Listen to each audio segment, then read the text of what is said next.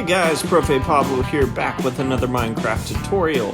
Today, we are going to be looking at a kelp, XP, and bone meal farm that is 0 tick. So we are going to be making tons of kelp, which will turn into bone meal, and then we are going to also smelt the kelp, which will turn into XP for us. So let's take a look at this. Let me show you how it works, and then we'll go into how to build it. You have 4 switches here. This switch turns this hopper off and on, so when it's on, it's making bone meal. When it's off, you're not. And over here, if this is on, it's dumping kelp into here to be smelted and filling this up with dried kelp. And as soon as this chest is full of dried kelp, and it's going to take it a while to fill up, but once it's full, you go over here to the smelter and start harvesting the dried kelp, and you will get tons and tons of XP. And I'll show you guys that in just a little bit. There's 2 more switches. This one turns on this off and on switch for water, which actually will harvest kelp as it grows, and it makes the kelp grow just a little bit faster too. So you can leave that on as long as you want. I actually have an entire build dedicated just to that method. But when you pair that with the falling sand method,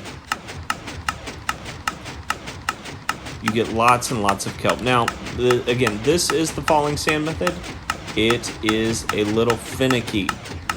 Look, it already broke. That's because I'm running around and doing stuff like that. So the good news is with this build, it's very easy to maintenance. All you have to do is turn everything off, come up here, which we will build a ladder to in our build. And you can put some more sand in. And then replant kelp. Close the trap doors. And let's try again, see if we can get it to last a little longer. The good news is it does make kelp so fast that even if it breaks after a minute, you're going to be fine. Now, look at all the kelp it's making. Tons. Stand here, don't do anything. If you're struggling with lag, I'm going to have a different build later on that's going to give you a more reliable source of kelp. It'll just take longer to do.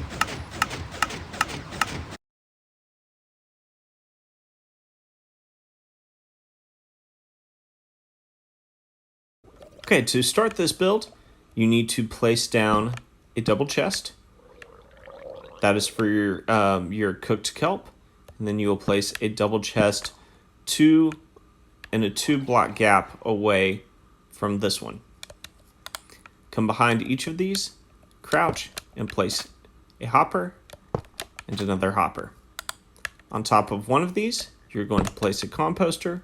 On top of the other, you're going to place a smoker. And that is your collection system. Go ahead and put a hopper here. Oops.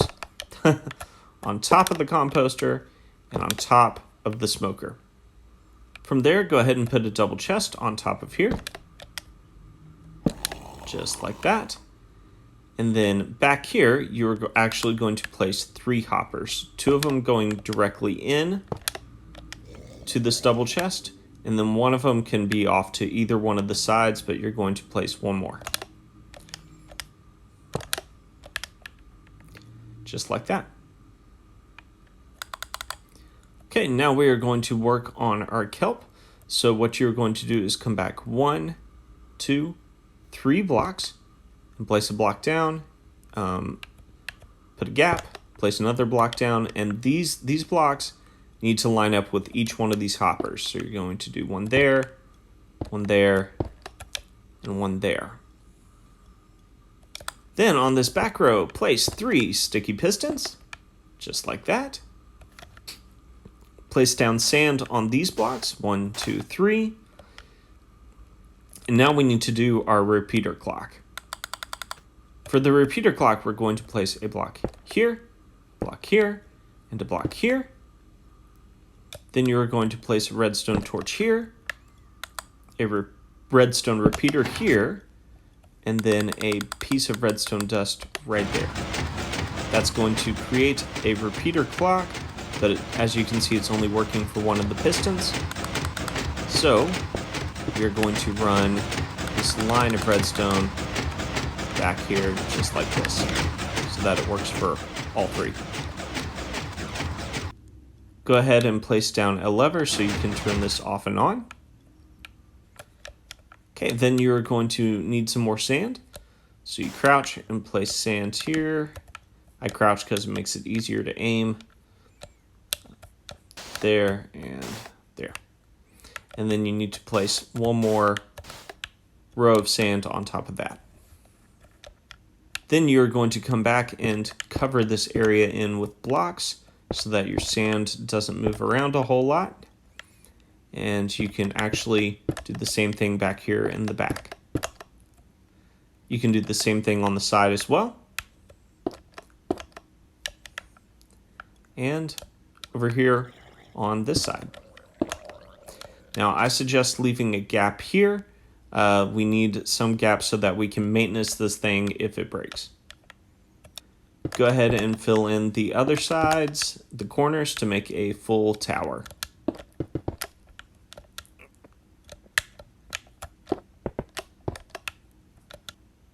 Okay, back here you're going to place 1, 2, 3 blocks. And then on top of those blocks you're going to place 1, 2, 3 dispensers. In each of those dispensers you're going to place a bucket of water.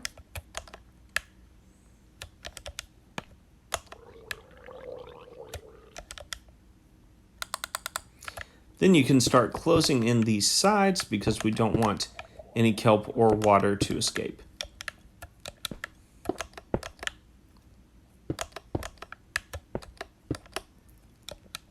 Okay, and then one block out from these blocks, you're going to place glass panes.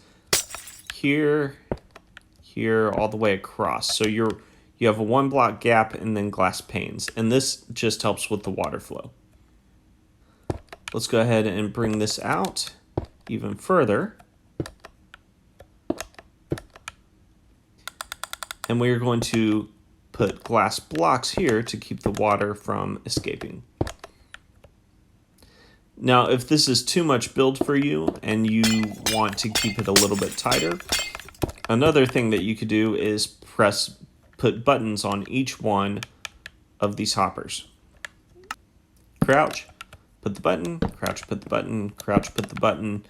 We'll use that method this time so you can get an idea of what it looks like, but the other method looks like this at the end. Let's go ahead and make a roof. You do not want to put blocks on top of the dispensers because we need to put wiring there.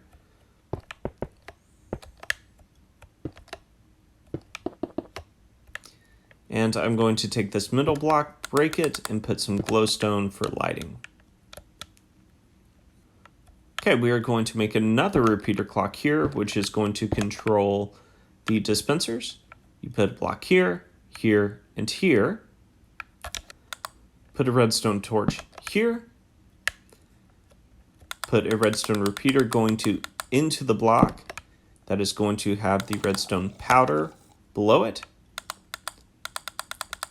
Place a switch to turn it off and on, or a lever. I always call it a switch for some reason.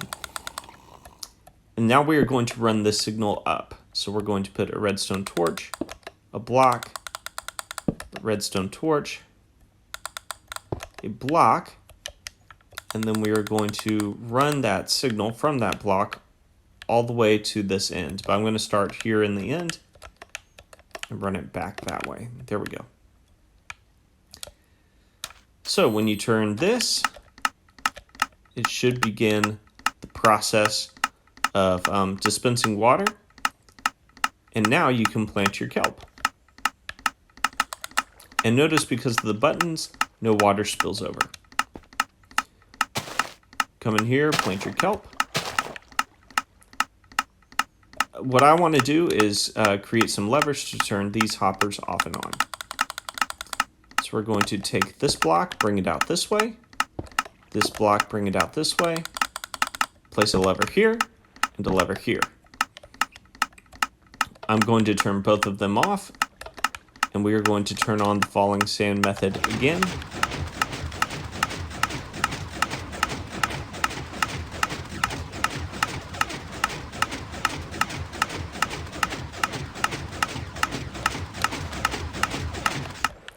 Gonna turn it off. And see, we almost got a full stack of kelp just in that little amount of time. Okay, let's talk about maintenancing this thing because it will break, because falling sand method is based off of a glitch in the game. And so eventually it will break. So what I would suggest doing is placing a ladder that goes up to the top. And up here at the top, when you do get up here, break these 3 blocks and place down trapdoors here, here, and here. And that way you can easily access where this machine breaks. Now this machine can break in 3 different places. One is up here, the sand will break and the kelp will break, and you will have to replace it. So the way you do that is, let's say that the sand breaks. You simply grab sand. Do not fall in, I keep falling in. Grab sand, put it down. Grab some kelp, put it down and replace your kelp. Close the doors and you're good to go. Another place that this thing breaks is in these dispensers. So you have to look and make sure that they still have buckets in them. That one does not. That one broke. Because sometimes the buckets come out.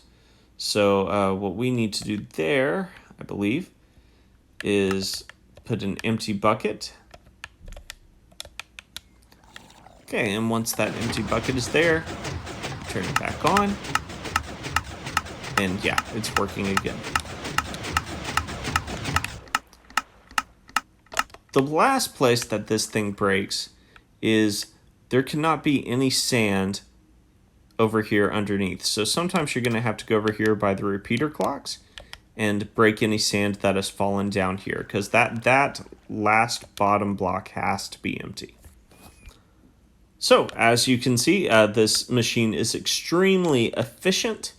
And I told you guys I would give you a taste of how much XP it gives you. So let me switch over to survival and show you on my other build over here, which already has quite a bit of kelp built up here. Okay, I'm now over here in survival mode. I'm going to go over here, add some coal so that it starts harvesting kelp. Notice that I have 2 XP. Watch how much XP it gives me. I gotta grab it. 8 XP, just like that. It basically stores up all the XP that you get from here. And so the more you let it fill up, the more XP it gives you. But I'm gonna grab some more because it keeps giving you more.